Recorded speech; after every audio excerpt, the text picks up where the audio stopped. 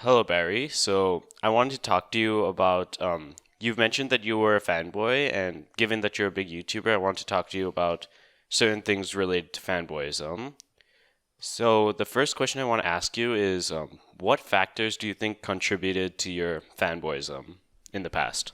Are you talking factors like emotional traits or personality or physical? Like things which were happening in your life, like I don't know, and emotional mainly. Okay.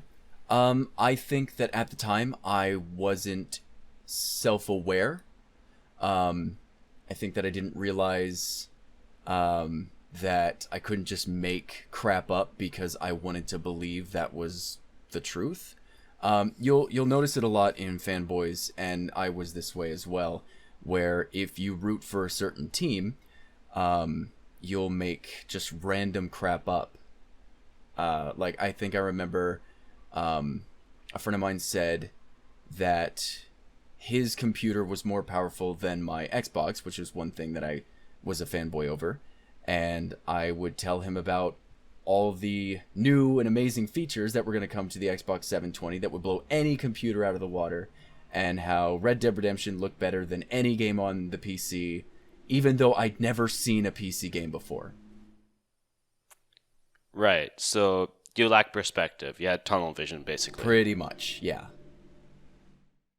Okay, so you were a fan of the Xbox, right? Mm-hmm. I don't know, I just found that kind of funny. All right. I have a friend who's also a fan of the Xbox, except not a fanboy, but yeah, it was kind of funny. I was actually a fan of not only the Xbox, but I was an Apple fanboy as well. Oh, right, yeah. I remember I saw your video on the whole thing. Mm-hmm.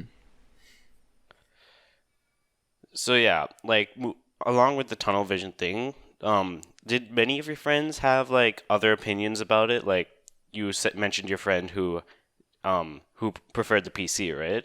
So did you talk with many others about that while you were a fanboy, or were you feeling like uncomfortable talking with them?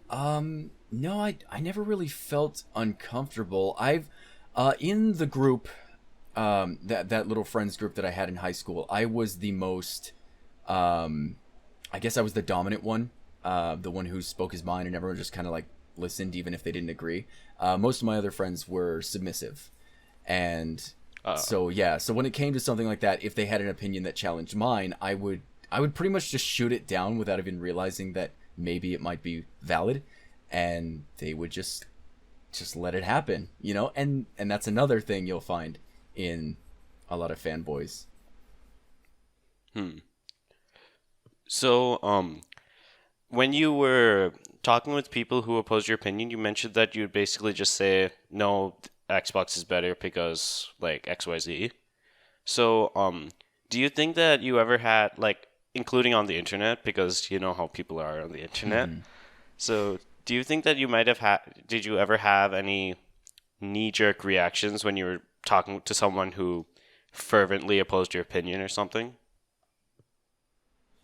Um,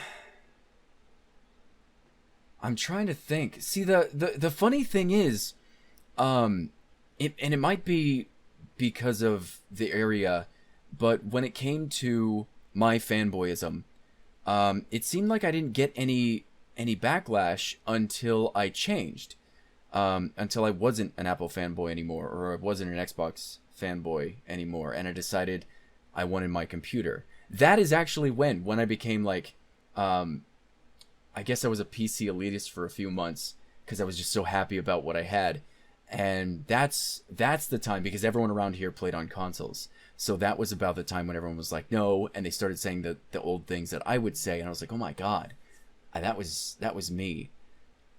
So no, while I was a fanboy, a true fanboy, I didn't receive much in the way of backlash because it seems there were pretty much everyone felt the same way. Oh, okay. So you were talking about getting out of fanboyism. So what factors do you think was your decision to stop being a fanboy like purely based on your like yourself, or do you think something like helped you get out of it? Some people or some circumstances. You don't realize you're a fanboy when you are, most of the time. I know there are some people who are so into it that they just straight up admit. But most of the time, most people don't actually realize that they are. They just have their pretty much hard opinions, and they won't let those go. What took me was a friend of mine took me over to his house and said, "Hey, I just built my computer. Would you like to see it?" And I was like, "Sure," because I had no quarrels with computers. I just knew that they weren't, better than my console. And when he showed me a video game that I played on my console, I think it was Splinter Cell, and he showed me, and it was like 1080p, 60 FPS. The game looked so much different that I was like, "What the hell?" And it kind of like I had to change my own mind. And it was interesting because it's not like one of those things where you sit there and you instantly think, "Oh my god, I'm a fanboy, I need to change." You just think, "I want that because I care about this thing, and that has what I care about," which to me was graphics. So Right. the fact that they look so much different, that was the only thing that like really made me jump. Yeah, that was like the jolt where you just realized, oh yeah, I was wrong. Mm-hmm. All right. So, I also wanted to talk to you about your experience as a YouTuber. So, given that you have, over 100,000 subscribers, did you like really have any fanboys on YouTube? Like anyone who either like for another YouTuber which you interacted with or like for yourself? Are you asking if there were Bulletberry fanboys?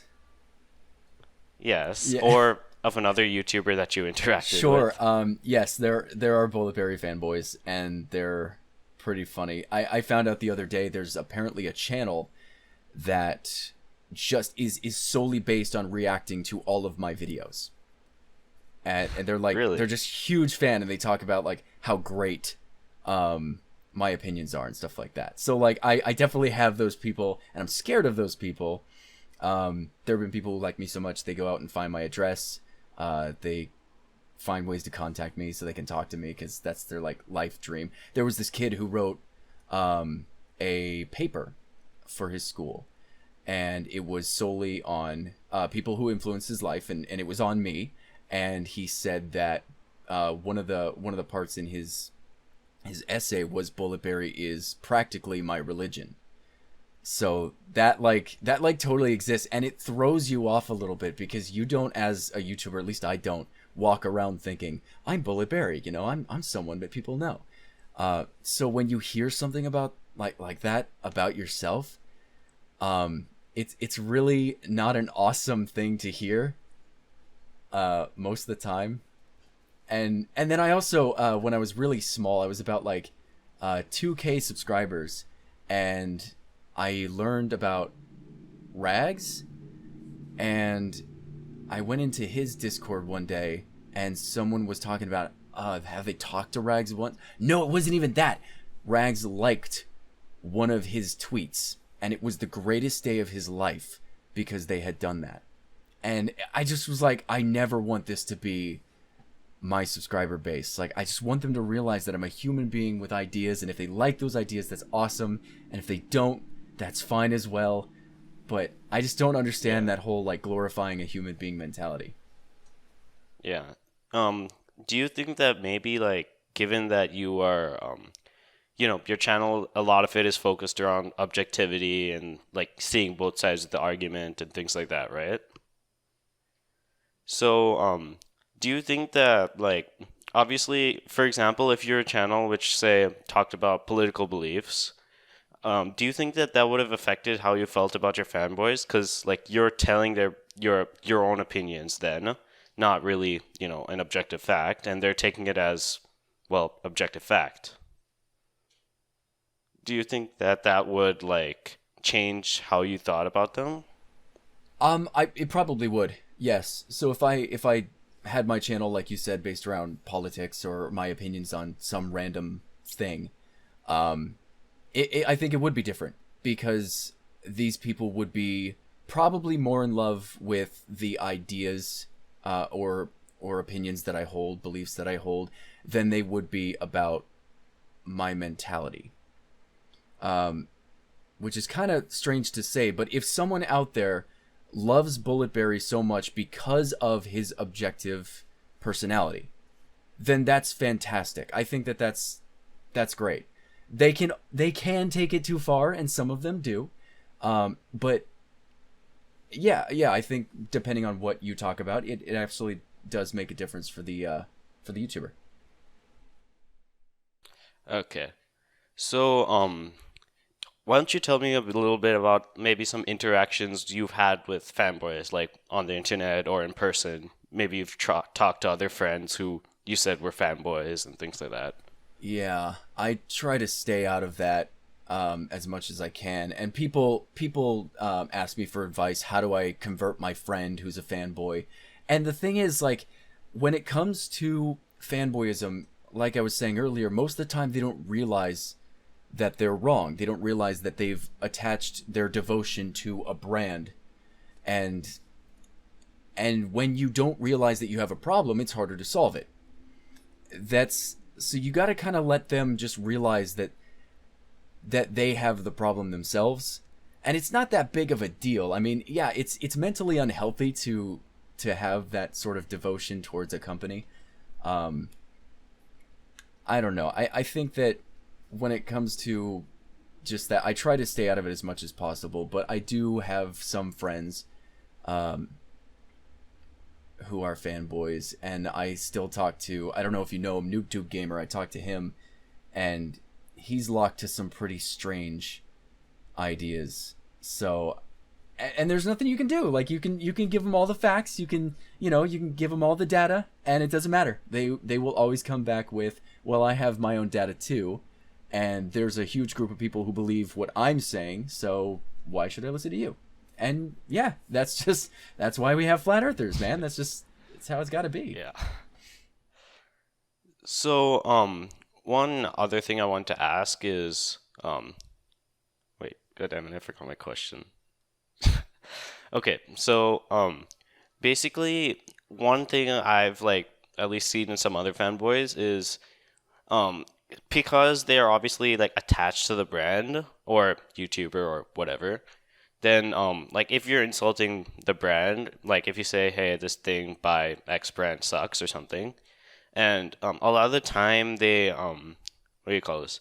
A lot of the time, some of these people can feel like attacked because obviously, if the brand or YouTuber like affected them so much, if the YouTuber or brand is a bad thing or person, then obviously what does that say about them, right? So, do you think you might have? You said that mostly since you were like quote unquote leader of your group, you basically you didn't really feel like attacked or anything because you were the one who's shutting the other ideas down, right? Yes. So, have you noticed this in like anyone else, for example? Yes. That's actually fairly normal as well. And I did feel that. I did 100% feel that when I switched to PC. There would be times when people would talk about the Xbox or the iPhone or things like that. And that is such an interesting mentality as well. This idea, because again, they don't realize that they're, most of the time, that they're a fanboy. So when they like something, for some reason they project themselves in that thing, like it's a piece of them. So let's say I love my iPhone so much, and someone comes up to me and says the iPhone sucks. Well, they're implying that I made a stupid purchase, that I don't know anything about my product, and that I suck for making that decision, and I'm an idiot for making that decision. You tell them, what, the iPhone costs too much. You're stupid for purchasing a phone that costs too much and doesn't do enough for the price, and they freak out, because I don't. They associate themselves with this device, and it's strange that we do it. But there was actually I can't remember the study. If I find it, I'll send it to you though, because it might be helpful.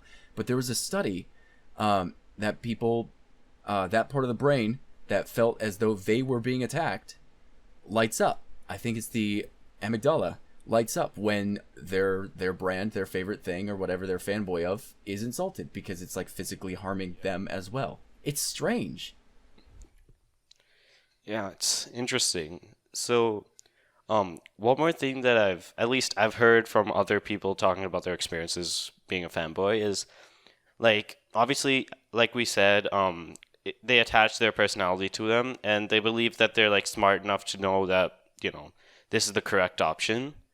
So, one thing I was thinking about is some people have talked about how they escape from fanboys and being that like, maybe they were rather than actually in a debate or a conversation with someone who's on the opposing team, it's just observation. Like, rather than feeling attacked, all they're doing is just looking at the people who are talking about, for example, maybe going onto the PC Master Race subreddit or something like that, and just like understanding the culture, understanding what their actual arguments are, and things like that without actually feeling attacked by any specific person or anything, because they're just talking between themselves.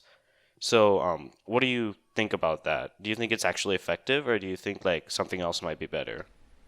There was this documentary I watched a little bit called Accidental Kindness, where this he's a black musician would make friends with members of the KKK, and after a few years of being their friend, they eventually leaders, just people who are part of it, they would eventually just quit the KKK because they were no longer afraid of black people. They knew what they were like. They didn't have this idea in their head. And I think the same thing can be said for that, you know, and that's exactly what my channel is all about. If you don't like something, if you hate a certain mentality, but you don't know anything about it, go look it up. You know, I spent like 4 days just researching about flat Earth because I was curious. You know, I of course it's ridiculous, but maybe I'd like to know what they think and why they think the way they do. You know, it's more helpful to know more than to leave yourself ignorant. Always. Yeah.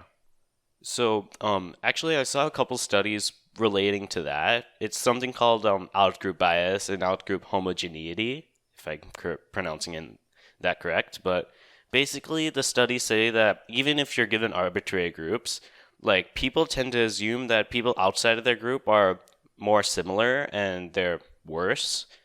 Like that's just something inbuilt in human psychology, and it makes it easier for us to, comprehend our world. Like, for example, one study showed that basically white people found black people to look more similar and white people to look more different. And with black people, it was the opposite. So, like, that was like an interesting thing. And exposing yourself to that group can probably help, like, subside that bias, at least in the moment. So, I think that that might be connected to this whole thing. Yeah, that absolutely makes sense. So, that's all I wanted to ask you. Thanks for coming, Barry. Absolutely. Yeah, anytime. All right. I'll see you later then. Awesome. Okay. Hi, Nick. So, I understand that you are currently a fanboy of Final Fantasy 15, right? Right. So, I just wanted to ask you a few questions about your experience being a fanboy, etc. Sure. So, firstly, on a scale of 1 to 10, how extreme would you consider your fanboyism? 1 being the least. It's probably 8 or 7. Oh, all right. That's cool. So, when and how did you get into Final Fantasy 15? So, I never played a Final Fantasy game before, and when I bought the PS4, I saw this game and I was like, maybe I should try to see how Final Fantasy games are because everyone says they are, really good. All right. And I got it and I played it, and it was just amazing. Yeah. The thing I probably like the most about this game is the way it's made. Ah. The Okay. way that you travel with your car and you have to make food and you have to sleep, and it's just an open world, but it's more, it's not GTA, it's more like peaceful. and stuff like that. Yeah, it feels realistically peaceful. Is that what you're trying to say? You're right. Yeah. And it also has that feeling of um, an MMORPG where you get items and you have potions and you fight those bad guys, and it's just awesome. Yeah, I see you. So, It's yeah, continue. yeah, you can continue. Okay. So, in your opinion, like, I personally haven't played Final Fantasy, but I've heard some criticisms of the game, like about the voice acting and a few other things. So, like in if you look at those criticisms, do you think that those criticisms are valid? And one, and do you think and why do you, if you consider them valid, why do you still like it so much? Is it not important to you, or what else? I mean, criticism around the voice acting, I I don't see any voice acting problems. Like, I don't know what they are talking about. Like, it's just a beautiful game. Like, it doesn't have any problem with the voice acting. And if it did have a problem, that would be something. But I just, I probably never noticed the problems with the voice acting. But I don't think it has any problems with that. Okay. So, how about like any other problems? Like, I don't know if you've heard any other criticisms of the thing. Some criticism that I heard is the the the so the game doesn't really run at 60 FPS, and that's what I heard the most, and that I can say they're right, because you need a pretty powerful machine to run that game, so they are right with that. Okay. So, for you, do you consider that like not a big deal? Like in your when you're playing? I mean, it depends, because sometimes it can be a big deal, mostly in speedrunning, because you know you kind of need everything perfect, because Yeah. that game, when you speedrun Final Fantasy 15, it's around 5 hours, and if the game doesn't if it has performance issues like a low FPS, that's not a really big problem, but sometimes it can be like, You'll get memed. I don't know, it can just like be bad sometimes. Yeah. All right. But Okay, continue.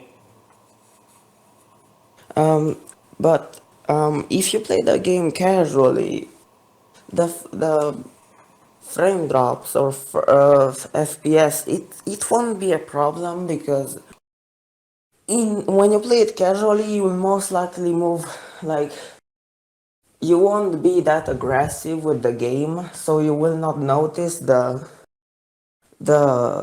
FPS, so it won't be a problem. But if you play it aggressively, you will notice something.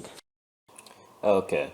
Thank you for taking the time to talk to me and talk about your experience. It was interesting for me, and I hope it was fun for you. All right. It's alright. Okay. I'll see you later, Nick. Alright, dude. See you later.